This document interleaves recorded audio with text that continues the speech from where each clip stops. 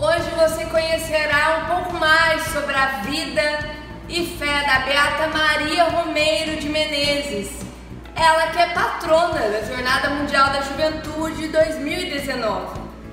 Nascida em 1902 na Nicarágua, a Beata de família tradicionalmente católica. Foi formada segundo a religião e a tradição da época. Gostava de música, de pintura e tinha um raro talento para as artes. Aos 12 anos entrou para a escola das Filhas de Maria Auxiliadora, mas, por causa de uma grave doença, precisou regressar para casa ainda noviça. Com consentimento de seu confessor, emitiu o voto particular de castidade. 6 anos depois, formada, lecionou para jovens naquele mesmo instituto. E, em 1923, consagrou-se a Deus e a Nossa Senhora e emitiu os votos religiosos. A Beata foi transferida em 1931 para Costa Rica. Lá ensinava música, desenho e datilografia. Além disso, incluiu em suas atividades a catequese, que ministrava para jovens na periferia e na capital do país. O Papa Emérito Bento XVI já nos ensinava em seu magistério que os verdadeiros revolucionários são os santos, não as ideologias. A Beata Maria Romeiro Menezes, nascendo em 1902 na Nicarágua, pertinho de nós, ela pode ser considerada a nossa Madre Teresa de Calcutá, a Madre Teresa de Calcutá da América Latina, porque o carisma é muito semelhante. Desde a mais tenra idade, ela sente uma inclinação muito grande a Nosso Senhor Jesus Cristo e, se encontrando com o Nosso Senhor, procura vê-lo identificado, sobretudo, com os mais pobres, os mais sofredores da América Latina. Mesmo pertencendo a uma família muito rica, ela percebeu que a verdadeira riqueza não está nessa terra.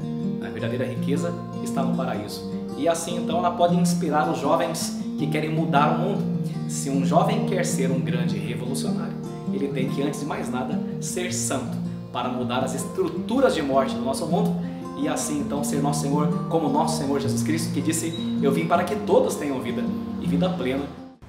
Passados 3 anos, irmã Maria Romeiro de Menezes iniciou uma nova evangelização.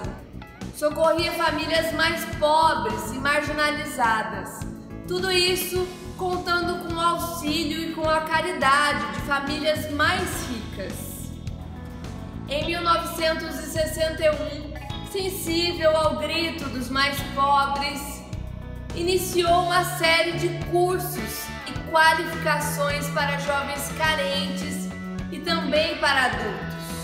Este foi o início das muitas obras sociais que dedicou aos mais pobres, inclusive a criação das obras sociais Maria Auxiliadora. Maria Romeiro, ela foi uma mulher que desbravou seus tempos, né? Ela estava além daquilo que era pedido para ela. Ela não se contentava com aquilo que era pequeno, com aquilo que era o pouco, não. Porque se ela podia fazer o bem, ela queria fazer bem para muitas pessoas. Tanto que ela funda várias obras sociais, muitos hospitais, centros médicos, na verdade, para atender os mais necessitados. E para nós, jovens, ela é um exemplo porque hoje o nosso mundo carece muito, né, de solidariedade, de ajudar os pequenos, aqueles que sofrem, aqueles que estão precisando, né, daquilo que é básico. Com a autorização do bispo, a Beata Maria Romeiro de Menezes iniciou na época exercícios espirituais com a população.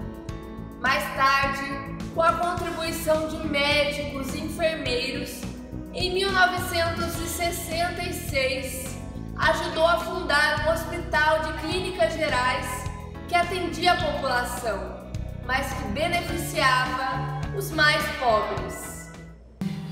A Beata Maria Romeiro se inspirou muito no estilo de vida consagrada de São João Bosco, o fundador dos Salesianos.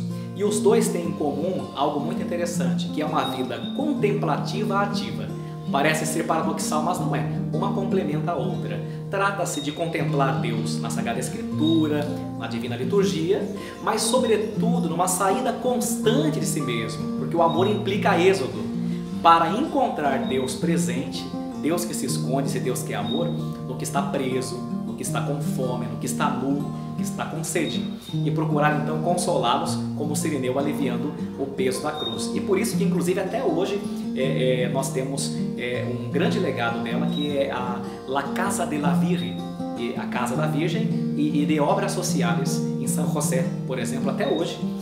E por sinal, o corpo dela está sepultado bem próximo a essa grande obra, que é um monumento que prega sem dizer palavras. É um monumento que diz assim: quando você busca servir o sofredor, ali você encontra Deus. Por amor a Deus, servir aos irmãos.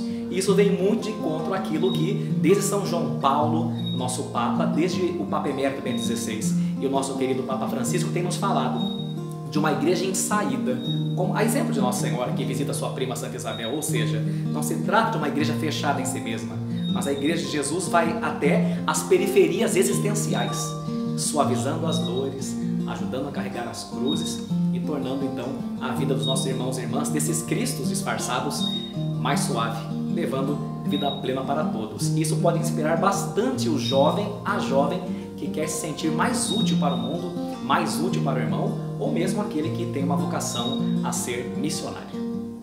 Autorizada pelo arcebispo da capital da Costa Rica e com consentimento de sua superiora, em 1973, a Beata conquistou um grande terreno para a construção de casas para famílias desabrigadas e da periferia.